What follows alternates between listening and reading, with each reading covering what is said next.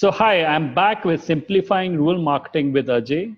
Today, with us, we have Benjamin Matthew from Mart, with whom I'll be discussing some interesting case studies and share his vision on post COVID distress. Welcome, Benjamin. Thank you so much, Ajay. It's a pleasure to connect with you. Look forward to your questions and interactions on this forum. Thank you so much.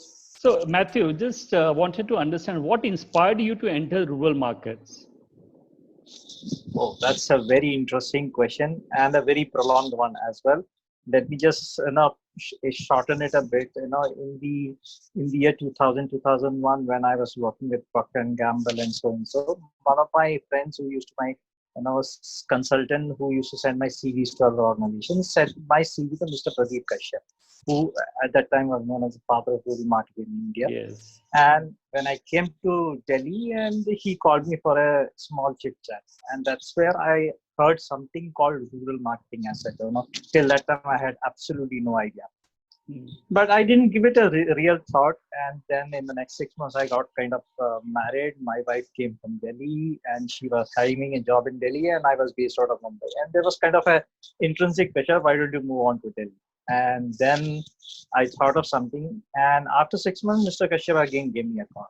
And then I went in and he said, "Are you ready now?"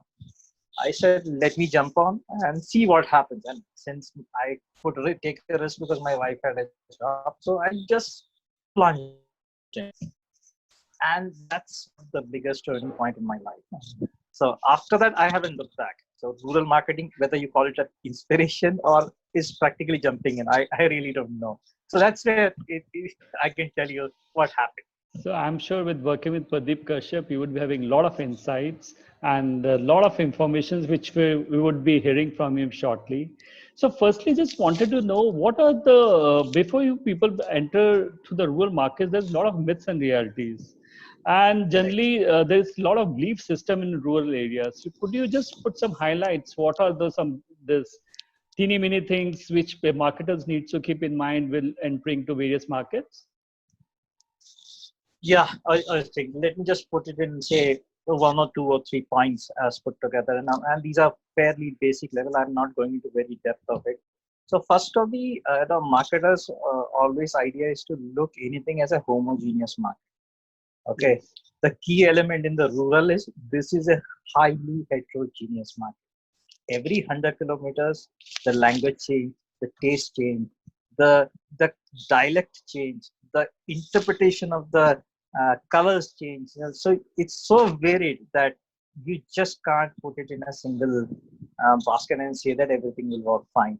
It's like saying in Khasi in Hindi is kaf, and Khasi in Assamese is khujli. Oh. It's more or less pronounced like the same thing, but the meaning completely differs. So that's the single, because you have to take it as a heterogeneous market. Second, we have caste, creed, religion, structures that exist on the river. So there is a SEC level. So socioeconomic classification is fairly different. You have a large chunk of people which is labor care, which is more in the sustenance level. We have rich class, which is buying almost as the upper urban markets buy. So that's the another myth. So everybody is not poor and everybody is not rich. Okay. Third, I think that you need to understand the income is not monthly. They don't buy monthly. They don't splurge monthly. They are more occasional. There is time bound. So if you look at the labor class, it will be weekly. If you look at the salary class, it will be monthly, and so and so forth. So you can keep on like looking at it. So fundamental myths and realities. This is how you look at all these things. So that's where the market is. Having said that, it's a bigger market than our. Okay. And so how is the rural infrastructure overall placed in the country? When you say infrastructure, both in terms of the physical and the social infrastructure as well. Yes.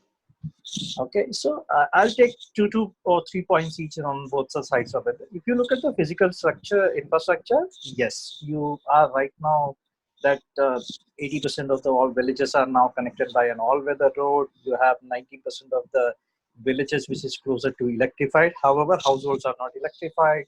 you have two-wheelers, four-wheelers reaching so and so forth. So you have primary schools, PHCs, healthcare systems. So these are all physical infrastructure that is made there, and including this infrastructure is also the fact that you have now in at least 50% of the villages you hardly would find a kacha makan.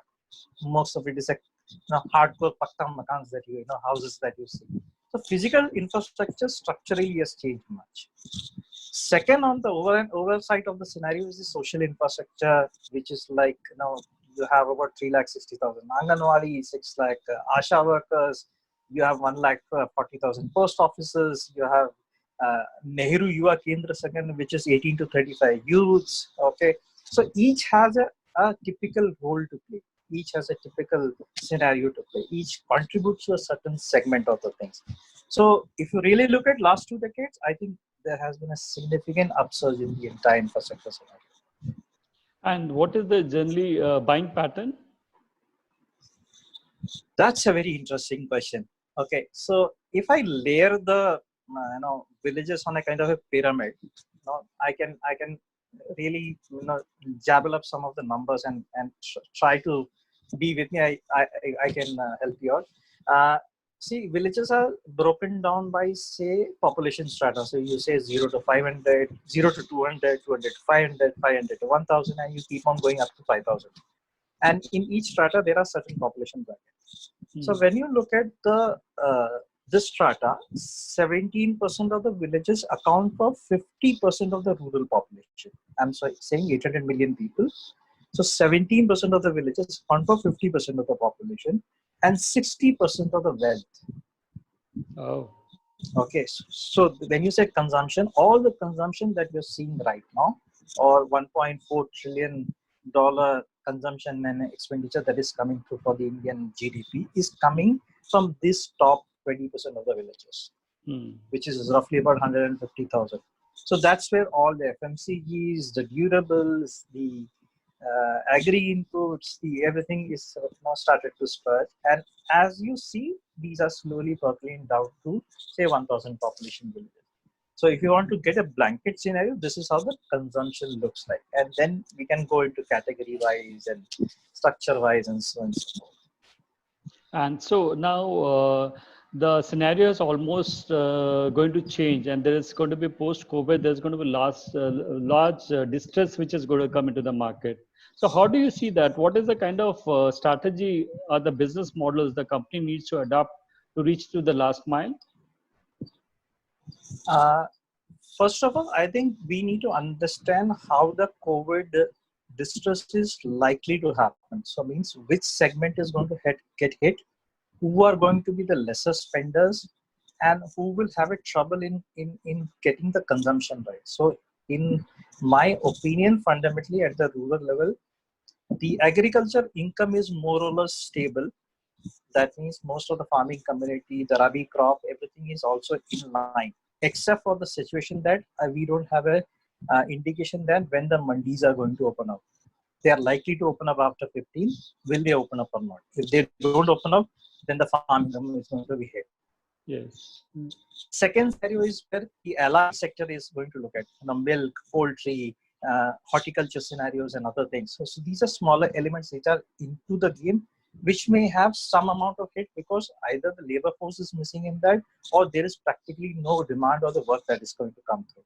Yes. So that's the second segment where the distress is going to be very critically immediate. The third segment, which is the intercropping horticulture and all, which still have a window to come through, I think we will have to wait and see whether that gets hit or not. So in very fair principle, I think there will be a hit in terms of incomes at the labor, at the allied services, work level, service industry, so on and so forth. That's where the hit is going to be, which definitely will hit the consumption expenditure. That means FMCG, discretionary items. These are things that will start to automobiles. So any high ticket item is going to get postponed. Okay. So this is how the distress looks like. Now, having said that, what can you do? Yes. That's a very premature, question as well, but let me just try if I can answer that. Is that the market is far more wider. So therefore, the only way to circumvent the scenario is to either go deeper or more wider. Okay, you have just about reached about 150,000 villages or so. We True. have 640,000 villages to go. Yes. So, but spreading thin and wide also is a cost. So It we'll is have going to to be see how expensive. Yes. Yeah. yeah, it's going to be expensive. However, that's going to be the low hanging fruit in a distress situation, if at all it is going to be there. So how we are going to reach and how we are going to be is a key critical area. The thing is that we have good road connectivity. I think there is an Yeah. ability to reach. Conventional distribution systems can reach, or alternate distribution systems need to be looked at. So this is where I think all these factors, what can be done, what possibly can be done. So Benjamin, so government has already got a decent amount of rural infrastructure and they got a lot of reach which is available. I'm sure the government is also going to be putting a lot of efforts to revive the entire rural economy. But how can this corporates or the private players use this infrastructure really to expand their reach as such? Very Ajay, it's a very interesting question that you asked. Is the social infrastructure or is the existing infrastructure available for corporates to take on? Yes, but my hunch and the conventional thinking is I cannot use it in the conventional manner. I think, can I build a distributor and a sales force around that? No, practically no. Will they reach? I mean, we'll have to look at a completely different way of thinking. Just to give an example, I'm picking a leaf from the Project Shakti model that has been done. Okay, it may seem for the corporate and the corporate sector or Unilever that it's a sales and distribution model, but practically, if you look at from the other side of the game, it is a livelihood model. Yes. So something which can create a win-win situation. Can it address a certain problem, thereby creating an entrepreneurship, thereby creating a ability to reach or put the process into place? I mean, thinking like that can enable these infrastructures to work. Have I kind of communicated the aspect correctly? Yeah, so there is this Project Shakti and the entire country and the entire world has been talking all about. It's just from me, I'm trying to understand how many years did it take really for the Project Shakti to really scale up, and at least for the corporate that it started churning out revenues or it got stable. So tentatively, how much period did it take? It took about a year to pilot the scenario, and Okay. it was piloted based upon the assumption that it is coming from the social sector scenario and thinking and a side that we need to provide livelihood opportunity to below poverty level women. That was the idea. Okay. But it also enabled the factor that some corporate sector could trade their product on it and reach the rural markets in a better way. So it took a years of pilot and almost like 5 years of scale to reach where it started giving fruits. So you have yes. Sorry. So the last point on this is basically it has to be an investment driven. There is no shortcut to getting the results out. True. So if you really look at a long-term scenario and then build it around that, you will have that scenario coming through. So that's how the brands are being built. That's what I understand. Yes, and those who have been, and you look at those who have been stayed in rural for a longer period of time has been the people who have been successful. Yes, and there are a lot of companies, HUL, And there are a lot of Colgate, Thumbs Up, yes. and yes. Yeah, that's correct. That's correct. People who have been invested there. So Benjamin, you have worked in India, you have worked in multiple countries. And what is the major difference you see in reaching the last mile? And what are the kind of communications, which are the communication tools or business models adopted by various companies into various countries or various uh, regions and all? So just could you put a highlight to it? Not a very straightforward answer, I could guess so, but my feeling is that the Asian subcontinent looks more or less the same. So if you take Bangladesh, Nepal, India, Sri Lanka, Thailand, some parts of Malaysia as well, you will still have a kind of a scenario which looks more or less like an Indian subcontinent. You have urban rural, but varying degrees. And the difference, what lies is India, Bangladesh, and Nepal have almost similar kind of population and understanding. So you have lesser of literacy, you have 80% rural, 20% urban. So most of the communications or the things work more or less tandem very clear. However, that's not the case with say Thailand or Malaysia or Indonesia, where I think the education levels are fairly better off. The communication, the other reach in terms of digital road connectivity are fairly much higher than what is expected in India. So their communication is like a superimposition of what they do it in the normal scenario, superimposed into the rural scenario, still works out the same. However, in Africa, again, this is a completely different scenario. Each country has a different ethos. And there is no division, what they call it as urban rural. It's more like urban and countryside. Okay, so there are no demarcations that you look at. So in terms of consumption, there is no middle class in Africa. You have to understand that. So most countries doesn't have a middle class. Either it's rich or it's absolutely poor. Yes. Okay, so there's a high disconnect between how people understand somebody's on the livelihood or the sustainability scenario, otherwise at the edge of everything that they have in life. So the communication completely differs. So for geography to geography, this scenario is drastically different. Okay, so this is how I think. I mean, you fit in the communication into this kind of a communication plan accordingly. So Benjamin, there are these grassroots organizations, and companies have been using this effectively. So can you just put some insight, some brands who have effectively used this grassroots organization to scale up their business? I think couple of organizations I can definitely tell. So when you say grassroots, do you mean a purely social sector organizations or okay? Both corporates and social sector, yes. Okay. So I mean, let me. The biggest example that is easily said and understood very well is that in India, you look at the self-help groups, women's campaign or which was created by NABARD on the lines of Bangladesh Grameen Bank model. A split thrift and saving society. Sorry, by use thrift of and saving society. Yes. Yeah. So you save 1 rupee per day and you accumulate into a kitty and you form an informal group of 15 to 20 people. You then create a kitty. When that kitty becomes 5, 7, 10,000 rupees, you have an ability to interloan and then work on that financial model. So finance is an enabling factor.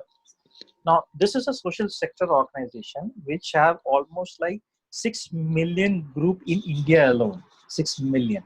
Meaning to say every village would have 10. Okay, so who has used it?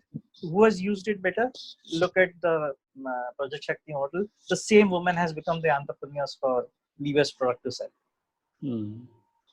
adding to their livelihoods and getting a deeper reach into say 2,000 population villages.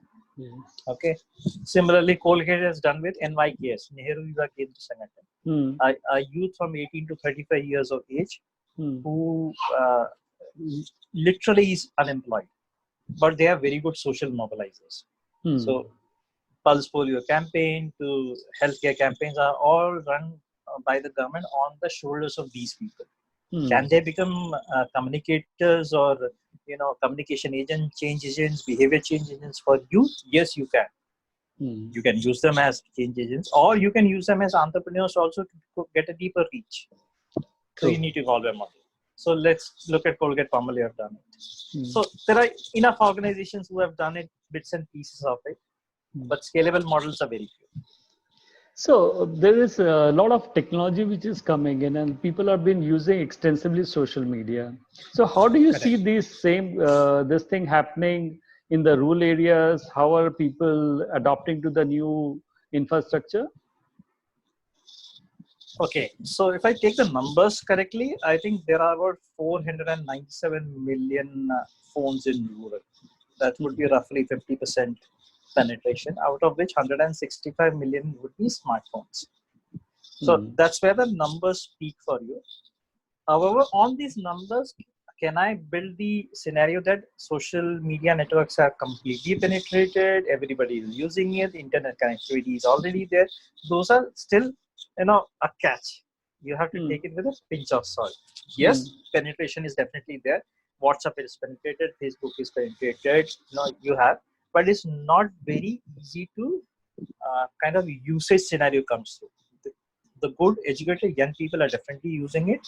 The generation which is more than 35, 40 odd is still limitedly using only WhatsApp, no Facebook. So these kind of variations occur. But there is a big information game that is being played. These platforms actually enable the information to percolate.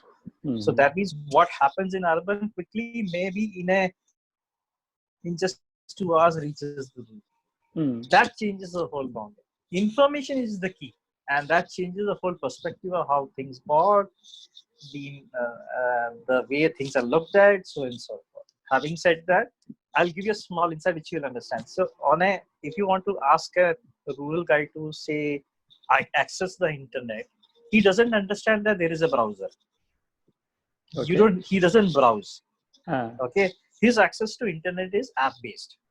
Okay. Meaning, मेरे पास Facebook का app है, मेरे पास WhatsApp है, तो दोनों internet से connected है. That is internet access. Okay. Second point is, okay, so we have to understand that. Second point is, most of these smartphones may not be connected. If it is an Android phone, it may not be connected with a Gmail account. That means all these apps are running as native apps.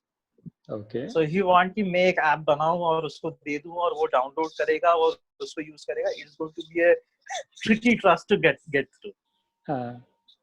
The Play Store doesn't work. You can't reach them, so on and so forth. So when you get into real implementation is where things like so this come. Maybe what I'm saying, understanding from you is that he need to understand how it is going to benefit him. Once the benefit is understood, absolutely understood, then the track becomes very clear. He searches for that track, he'll figure it out and do it. So overall, I mean, the marketers needs to be smart enough while they're communicating to the rural markets, the villages out there, and they should not be thinking more on the technology front, but you should make them how they are going to be applying this thing in their daily life and how it's going to benefit them. Yeah, I'll just give you an example and it will become very easier for you. I mean, most of the simplest transaction in life, आपने किसी से 10 रुपए लेना है, आपको किसी को 10 रुपए देना है. How does it picture in your eyes? Is that मैंने हाथ बढ़ाया, मेरे हाथ में 10 रुपए and I gave it to you. Okay, and simply somebody's hand came up and he took the money and this transaction was over. Now when you look at financial inclusion, BSSID, Paytm and other things, can anybody really figure out what is happening at the back when you make a payment? You and I are very intelligent, learned people, but for that rural guy, he just doesn't understand that what has happened. So therefore, the apprehension of doing it, we say that why isn't he using it? It's very simple for him, but that's not the case because he can't relate it to it. पीछे क्या हुआ उसको पता नहीं. Am I making sense? Yes, it makes a lot of sense. This is what the reality is on the ground.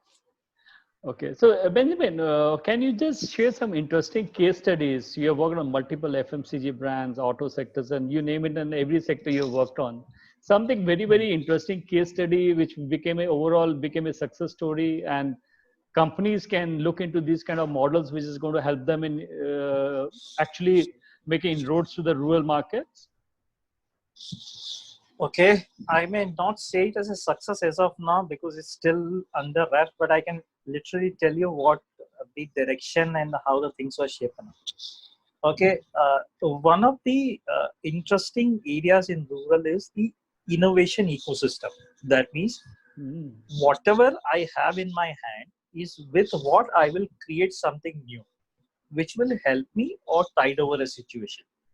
For instance, मेरे पास 2 ton का खेत से wheat मंडी तक ले जाने के लिए गाड़ी नहीं होती थी, तो मैंने जुगाड़ बना दिया. Jugaad is basically a combination of a Jeep's chassis and a Crompton's engine and a steering and something which has been put into place, and it carries weight.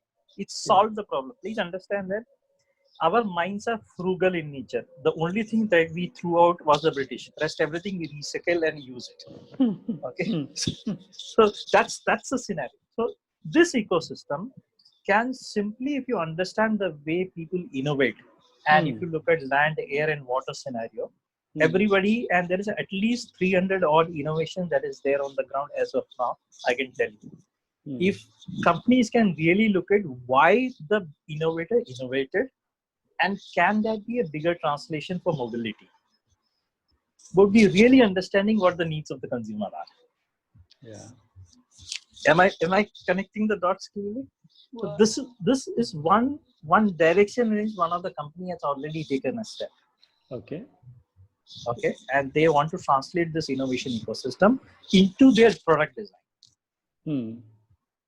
And create something for them. And they are already on the verge of creating 3-4 product categories. So, but what were the insights which were taken in? So for the insight is that one is it has to be a no frills machine. Okay, so no frills machine, meaning to say that if the machine breaks down, can it be repaired and put back to use in 10 minutes? Okay. Okay, can be done? A jugaad can be, because everything is accessible in the body. Okay. The engine is accessible, the chassis is accessible, the axle is accessible. Every component of the entire body is accessible by hand. Okay. And that changes the whole ball game to put together. So has the product been launched? Not yet. Not yet, but it's in the annual. Okay. But I'm just driving on how you think through, and there are many areas that we can continuously think through like this to really create what the needs of the society are, or what the need of the consumer is all about. Interesting. So Benmin, you have traveled so many places. There's a lot of wiki and the creative communications which goes into the rural areas. You must have read a lot of stuff and all. So any interesting things you could share with? Interesting things. Since I've been in a lot of researches, I have seen hugely funny side of the game, which really hit me harder. And I can say a couple of these, and I'll take a very older scenario, and you'll understand what I was saying. We were taking doing a research for a hair care brand, and the brand was Navaratna Tel. And we were using the Govinda and Ramba's advertisement in UP market to just look at whether that advertising really communicates the right message or not. Just wanted to understand, because we had a plethora of advertising communication we had taken in. So one of the farmers, I think his profile was about 42 years. He was doing 3 crops in a year. One of them was cash crop. He was sitting, and we showed him in the ad. And interesting. And this is what the reaction is. And after that, you'll understand what I was saying. The guy never recognized who Ramba was, because it's a South Indian actress. So he had no clue who that was. Understood. The second immediate question that he raised was, "Sir, किसी के sir में दर्द हो गया तो वो नाचेगा क्यों?" Okay. Okay. Now for him, that didn't make any sense. And after that, we literally stopped the interview and then withdrew from there. Okay. Okay. It's a very funny side of it. Afterwards, when you look at it, the communication did well, but I don't know what message went through. True. Because for him, it was very simple. Somebody who has a headache will always lie down. Yes. You will never dance. Yes. Okay. That's it. I think the funny part here are the pointers that you mentioned. So this is how I think, and there are many instances like this. So thank you so much for giving much of valuable time, Benjamin. And it has been really very insightful. So for the marketers who are going into the markets, there's a lot of things which is dependent on the kind of consumer and demographic and those kind of psychographic insights which will drive the markets for them. Correct. So Absolutely right. yes, if somebody is working very, very strongly in understanding those data and getting the various, connecting the various dots, I think that's Yeah. where the effective communication and effective reach programs can be developed. So thank you so much, Absolutely. Thank you so much. Benjamin. It's a pleasure talking to you. Thank you so much. Thank you. And dear viewers, in case you have any questions, you can always mail me or put down your remarks or down below, and I'll be getting back to you in next 24 hours. Thank you so much. Thank you.